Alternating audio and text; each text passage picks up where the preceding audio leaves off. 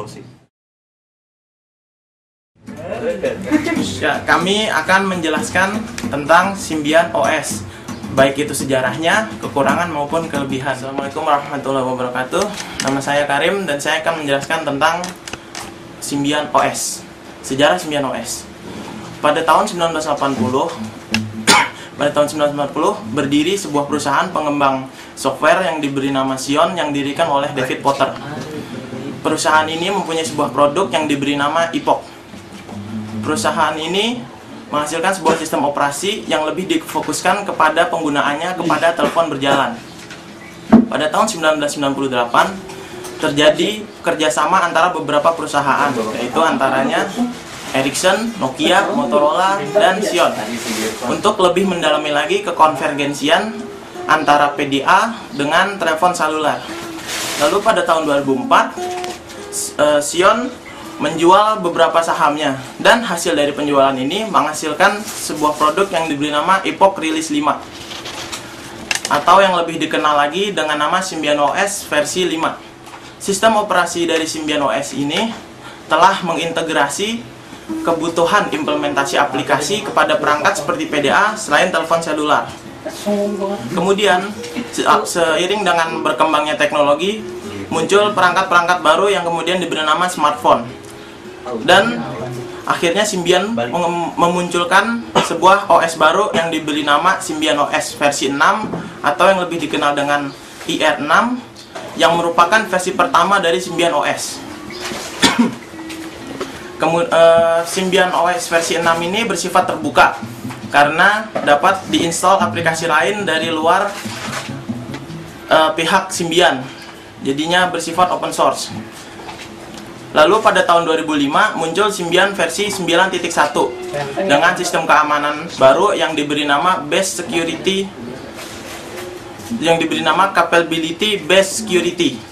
Sistem keamanan ini mengatur hak untuk mengakses aplikasi yang akan diinstal pada peralatan untuk mengakses API.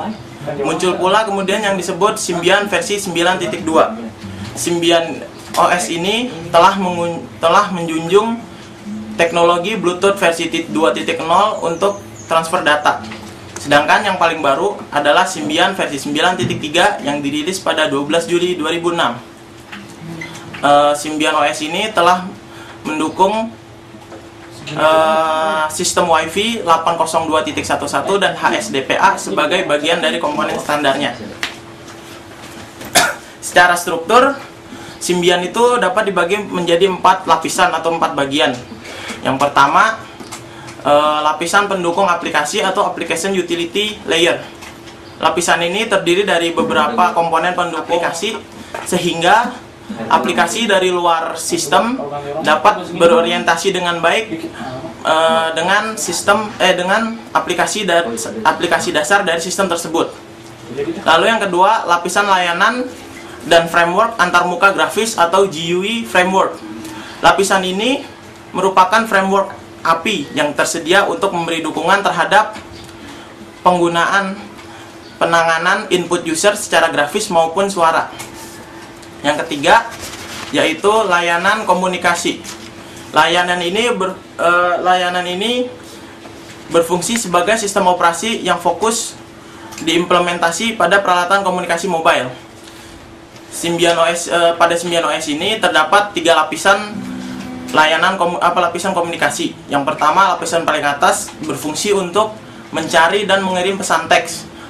Lalu lapisan berikutnya adalah lapisan antarmuka untuk mentransfer data dengan teknologi Bluetooth, infrared, dan USB.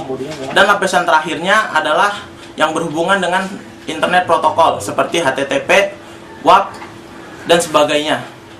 Lapisan yang terakhir adalah lapisan sistem API dasar.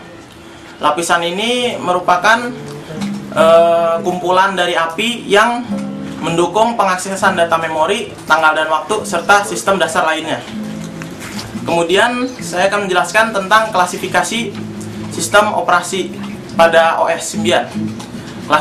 Klasifikasi ini berdasarkan kepada hak akses dari API dan fungsinya. Tujuan dari klasifikasi ini adalah untuk membedakan API mana saja yang bisa diakses oleh aplikasi yang dibuat oleh pengembang, juga untuk tetap memelihara integrasi dari layanan yang disediakan bagi pihak pengembang aplikasi dengan API yang umum digunakan. Kemudian secara garis besar terdapat 4 kategori dalam klasifikasi API yang tersedia. Yang pertama, API Symbian umum. Komponen ini merupakan komponen API inti dari Symbian OS. Setiap pengembang aplikasi dapat berasumsi bahwa komponen ini terdapat pada setiap versi Symbian OS, sehingga dapat digunakan pada setiap perangkat telepon selular yang menggunakan Symbian OS sebagai sistem operasinya. Yang kedua, API Symbian umum tergantikan. Komponen ini memerlukan kostumasi dari komponen Symbian umum yang diperlukan untuk bekerja dengan ROM dari sistem di mana ia diinstal. Komponen ini merupakan komponen yang bekerja pada low level dari hardware tertentu. Untuk mendapatkan komponen ini, pihak pengembang aplikasi memerlukan lisensi dari pihak karena versi komponen ini disediakan oleh pihak Symbian. Lalu berikutnya ada API Symbian operasional. Komponen-komponen ini sifatnya operasional dan tidak selalu ada pada semua versi Symbian OS. Namun, jika tersedia, maka pengembang aplikasi mendapat jaminan bahwa aplikasinya dapat menggunakan API pada kategori ini pada awal versi Symbian OS yang sama. Yang keempat, yang terakhir, API Symbian operasi opsional tergantikan. Bentuk kategori ini mirip dengan kategori sebelumnya. Namun, API ini tidak terikat dengan API umum yang ada pada versi Symbian OS dan dapat ditambahkan oleh pihak pengembang dengan suatu lisensi dari pihak Symbian. Lalu saya akan menjelaskan tentang Xeon. Pada tahun Xeon itu dibentuk seperti yang telah saya bilang pada tahun 1980, didirikan oleh David Porter. Lalu kemudian saya akan menjelaskan tentang produk dari Xeon itu sendiri, yaitu Epoch. Epoch itu sendiri adalah keluarga grafis sistem operasi yang dikembangkan oleh Xeon untuk perangkat portable, terutama PDA. Epoch sendiri berasal dari era awal sebuah zaman. Namun, Epoch di sini mempunyai arti electronic piece of cheese. Lalu Epoch versi 16. Epoch 16 awalnya hanya bernama Epoch, adalah sistem operasi yang dikembangkan oleh Xeon di akhir 80-an dan awal 90-an untuk Xeon Cibo 16 bit perangkat sistem Epoch 16. Sistem perangkat Epoch 16 menampilkan sebuah 8086 keluarga prosesor dan 16 bit arsitektur. Epoch 16 adalah pengguna tunggal preemptive multitasking sistem operasi Intel 8086 yang ditulis dalam bahasa assembler dan C dan dirancang akan diserahkan pada ROM.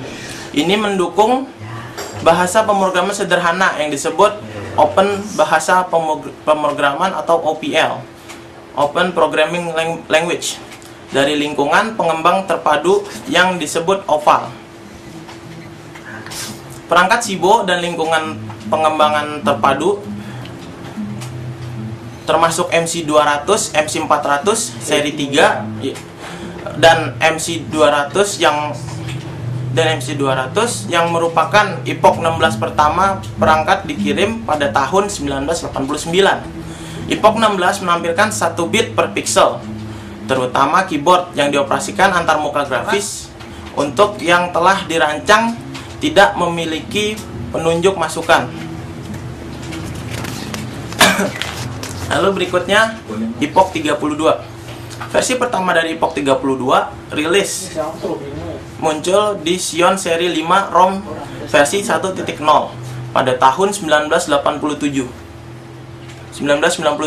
Kemudian ROM versi 1.1 fitur rilis 3 atau rilis 2 tidak pernah tersedia untuk umum. Ini diikuti oleh Xeon seri 5MX, Revo Plus, Xeon seri 7 Netbook, dan Netpad yang semua fitur merupakan fitur rilis 5. Sistem operasi Epoch 32 pada saat itu hanya disebut Epoch, kemudian berganti nama menjadi Symbian OS, menambah